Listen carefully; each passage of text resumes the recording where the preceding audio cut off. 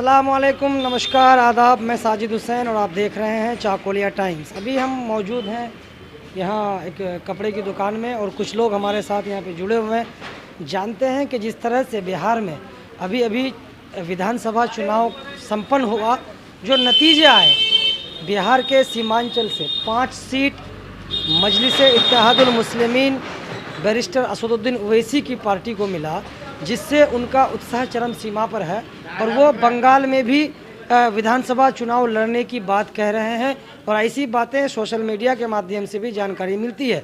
तो हम यहाँ पर लोगों का ओपिनियन जानेंगे, लोगों की राय जानेंगे, क्योंकि मुस्लिम बहुल एरिया है और असदुद्दीन ओवैसी की जो पार्टी है, अगर वो यहाँ से चुनाव लड़ती है तो यहाँ के लोग उनके बारे में क्या सोचते हैं और क्या विचार रखते हैं, बात करते हैं। यहाँ मौलाना लोग हैं, इन लोगों से ही बात करते हैं और जानते हैं। हजरत, सबसे पहले तो नाम बताइए अपना। मोहम्मद नवाजिश अरशद रशीदी। अच्छा, कहाँ घर हो आपका? जहांगीर टोली। जहांगीर टोली। अभी पता होगा आपको कि बिहार में विधानसभा चुनाव खत्म हो गया। जो नतीजे आए, एनडीए को जब बहुमत मिली और वो सरकार भी गठन कर लिए और सीमांचल की धरती पर असदुद्दीन ओवैसी, बैरिस्टर असदुद्दीन ओवैसी साहब की पार्टी मीम को 5 सीट मिला, उससे उनका उत्साह बढ़ा हुआ है। वो हमारे यहाँ बंगाल में भी अब चुनाव लड़ने की तैयारी कर रहे हैं। तो क्या अगर वो बंगाल में चुनाव लड़ते हैं तो क्या उसके समर्थन में आप लोग हैं? हम सोच रहे हैं कि अगर वो यहाँ पे आ रहे हैं तो पहले उनको मशवरा कर लेना चाहिए। यहाँ पे हमारे जो विधायक हैं और बाकी दिगर जो लीडरान हैं, उनसे मशवरा करके यहाँ पे दाखिल होना उनको ये मुनासिब है। जी, नाम तो मोहम्मद असलम है। मोहम्मद असलम, कहाँ घर हुआ? घर जहांगीर टोली। जहांगीर टोली? जी हाँ। ये जहांगीर टोली? हाँ, जहांगीर टोली। तो जहांगीर टोली काहे बोलते हैं? जहांगीर टोली वो तो हम लोग का जो बाप दादा का वो ये है ना, जमीन वाला कागज, सब में जहांगीर टोली नाम बदलने के लिए बहुत कोशिश की, लेकिन हुआ नहीं। अच्छा, तो अभी बात मैं कर रहा था कि बिहार विधानसभा चुनाव अभी संपन्न हुआ और नतीजे भी आप लोगों ने देखे, सबने देखा कि थोड़े से ही उलटफेर में वहाँ पे एनडीए को बहुमत मिला, सरकार गठन हो गया। तो उस सीमांचल की ज़मीन पर असदुद्दीन ओवैसी की पार्टी ने चुनाव लड़ा और वहाँ पे 5 सीट उनको मिले। उस वहाँ जब उनको 5 सीट मिला तो उनसे उनका उत्साह बढ़ा हुआ है और वो पश्चिम बंगाल में भी चुनाव लड़ने की तैयारी कर रहे हैं और उनकी तरफ से कहा गया है कि मैं बंगाल में भी आ रहा हूँ। तो क्या यहाँ उनका आना मुनासिब है? आना तो मुनासिब जरूरी है, लेकिन थोड़ा अगर वो ममता का साथ पकड़ के आए तब फिर ठीक है। ठीक है। हाँ, अगर अलग चुनाव लड़ेंगे तो कहीं तो फिर कहीं ना कहीं थोड़ा नुकसान हो सकता है। फायदा किसी और को जा सकता है। फायदा किसी और को जा सकता है। अच्छा, बहुत से पार्टी की तरफ से ये इल्ज़ामात भी लगाए जाते हैं कि ओवैसी साहब की जो पार्टी वो बीजेपी की बी टीम है। नहीं, वो हम नहीं माने। हाँ। वो हम नहीं मानेंगे। जो वो बीजेपी का ये पार्टी है, वो हम नहीं मानेंगे। अच्छा, वो अपना इख्तियार पर अपनी ठीक है। तो पत्रकार तो वो क्या कहता है, वो कुछ बोल देता है और कुछ उसको उलट फेर करके सुना देता है कुछ और पब्लिक के सामने। लेकिन हमको लगता है जो ऐसा नहीं है, वो मैम सही है। चलिए, अच्छी बात है। और भी कुछ लोग हैं, बात करते हैं कि क्या रहेगा ओवैसी साहब की पार्टी का पश्चिम बंगाल में आना, अच्छा रहेगा या नहीं रहेगा? मेरे हिसाब से तो अच्छा नहीं रहेगा, हाँ। क्योंकि यहाँ वोटों का बंटवारा होता है।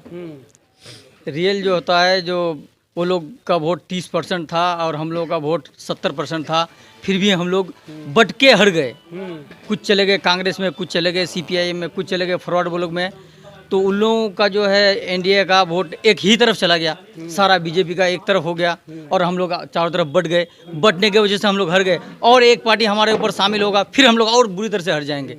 तो अच्छा है, हम चाहेंगे कि अगर तृणमूल हमारे बंगाल की बहुत बेहतरीन सरकार है, हम उसको पसंद करते हैं और देश के ही हित में सोचती है और बुरा नहीं सोचती है। तो इसलिए हमको चाहिए कि हम वो चीज़ करें जो चीज़ हमें भला लगे। जो पार्टी हमारे पब्लिक की भलाई करते हो, अवाम की भलाई करती हो, देश के हित में भला सोचते हो, हम उसी को वोट दें।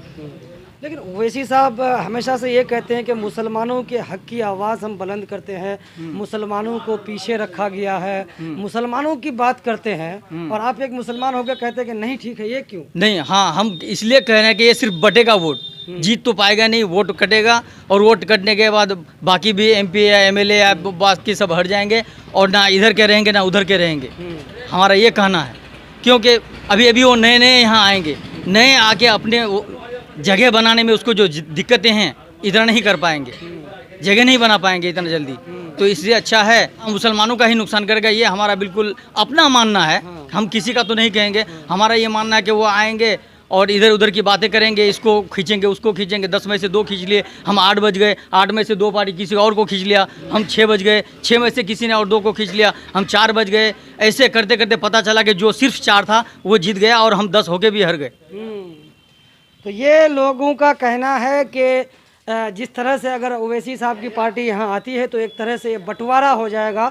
जो ये मुस्लिम बहुल एरिया है, पहले से ही यहाँ पर लोगों के वोट बढ़ जाते हैं। अभी जिस तरह से कोई कांग्रेस, कोई CPIM, कोई फॉरवर्ड ब्लॉक, कोई तृणमूल कांग्रेस, कोई अदर पार्टी, तो इनका कहने का मतलब ये है कि हम 10 हैं फिर भी हम आपस में बट के 2 हो जाते हैं, लेकिन जो 4 होता है वो कहीं ना कहीं बाजी मार जाता है। एक भाई हमारे साथ जुड़े हुए हैं, सबसे पहले तो नाम बताइए आप।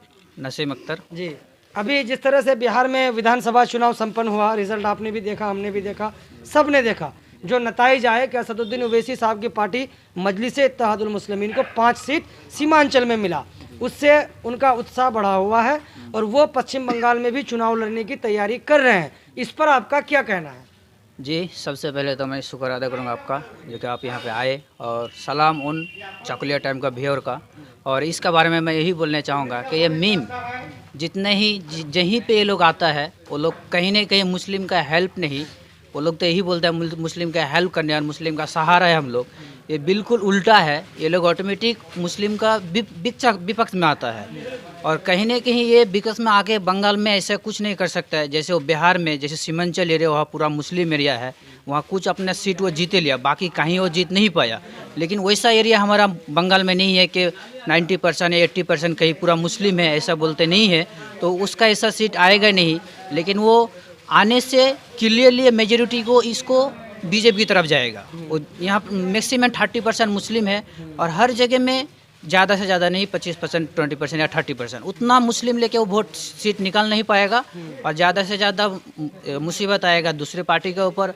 एक वो बोल सकता है कि मुसलमानों के लिए हक में लड़ता है, तो एक उसके लिए एक राय है कि TMC को बोले कि हमको यहाँ मुसलमान कैंडिडेट चाहिए, वो TMC पार्टी से ही हो, लेकिन हमको कैंडिडेट कोई हिंदू नहीं चाहिए बल्कि हमें यहाँ मुस्लिम कैंडिडेट चाहिए। ये भी एक मुसलमान के लिए अच्छा संकेत होगा कि कहीं जगह से अगर कोई मुस्लिम आता है, जैसे हमारा यहाँ पे ये 130 से ज़्यादा मुस्लिम एरिया है जहाँ TMC इस बार जो 57 ही सीट शायद मुस्लिम को लड़ने के लिए दिया जाएगा।